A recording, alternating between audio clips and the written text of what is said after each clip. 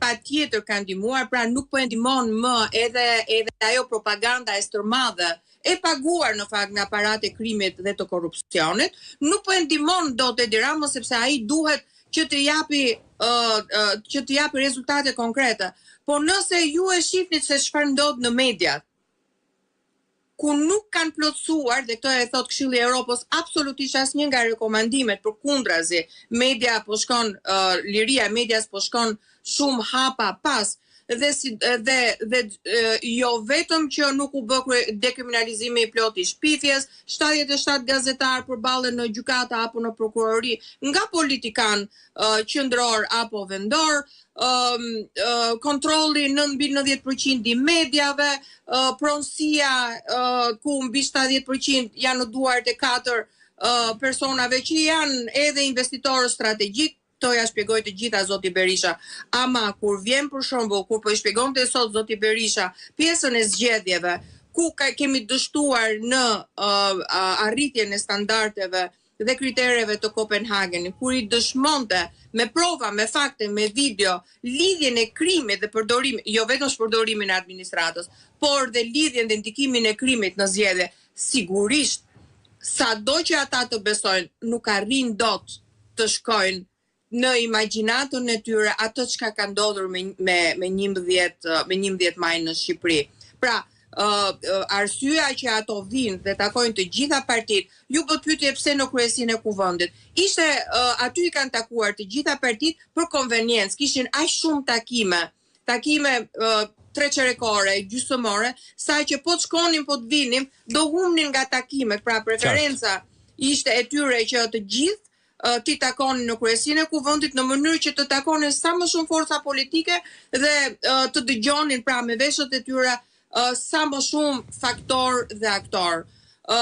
Kjo ishte arsyeja. Pra, un mendoj që janë shumë faktorë që kanë ndikuar, që është rrëzuar tashmë propaganda, që tashmë nuk e shohin më Edi Ramën si atë kryeministrin artist modern, po shohin se kush është Edi Rama i vërtet. Sigurisht zoti Berisha u ndal dhe në çështjen Balluku, e cila ka ndikuar, nuk duhet të gëzohemi me atë çka neve mund të fitojmë si opozit për t'i treguar njerëzve që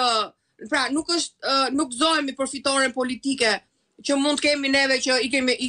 themi njerëzve, ja u kemi thënë, ja ku e keni Edi Ramën, i korruptuar, mbron korrupsionin, Balluku, Akshi, që tashmë i ka vërtetuar dhe Spaku. Pse? Sepse po bëjmë shumë hapa pas, qoftë në monitorimin e Këshillit të Evropës, qoftë në integrimin evropian. Nuk kemi asnjë hap në integrimin evropian dhe refuzimi i miratimit të Ibarit është raporti ndërmjetëm, unë kam të qartë që ju e keni trajtuar dhe herë tjetër, na bën neve që të mos hapim as edhe një kapitull, ndërkohë që Malizi, që para një viti ishin barabart, ka mbyllur 14 kapitull dhe në 2028 ata besojnë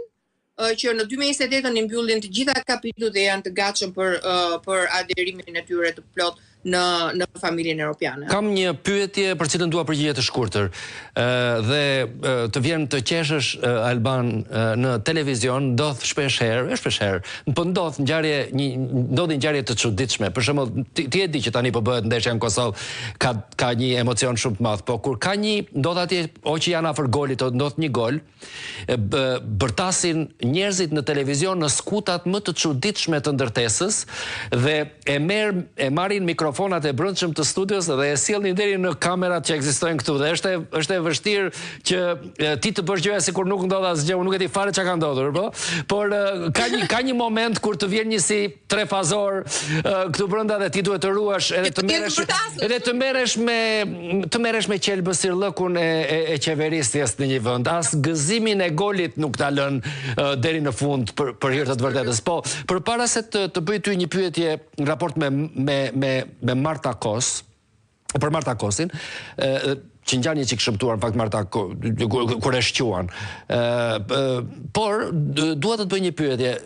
ne të gjithë e dim se ku çalojnë zgjedhjet në Shqipëri. Si me thënë, nuk është puna që njerëzit nuk shkojnë të votojnë fizikisht, ti shkon të votosh, po mënyra se si është tjetërsuar vota është një mekanizëm shumë perfid, i kujdesshëm, i organizuar nëpërmjet patronazhistëve shtetit që të shkatron jetën nëse ti nuk ja jep me numra, njerëz treni bullgar, të cilin ja shpjegoja njerëzve të mi dhe nuk e kuptonin do, duhet ja spjegosh me letër, ata kujtojnë se është vërtet një tren bulgar që vjen diku në ca shina.